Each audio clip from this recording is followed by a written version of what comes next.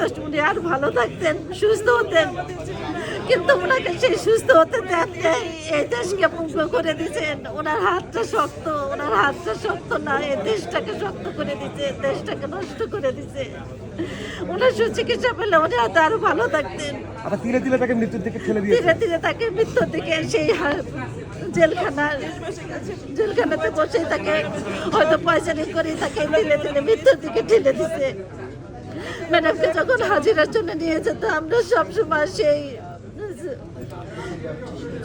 ঢাকা বিশ্ববিদ্যালয় হলে আমরা দাঁড়িয়ে থাকতাম। সেখান থেকে কতবার পুলিশে দৌড়াতে খেয়েছি, লাঠির বাড়ি খেয়েছি, দৌড়াতে দৌড়াতে সেই এড়ানোর চেষ্টা করেছি, কিন্তু ম্যাডামকে কোনোদিন আমার কাছ থেকে সরতে দেই নাই। আজকে ম্যাডাম আমাদের থেকে চিরতরে চলে গেল।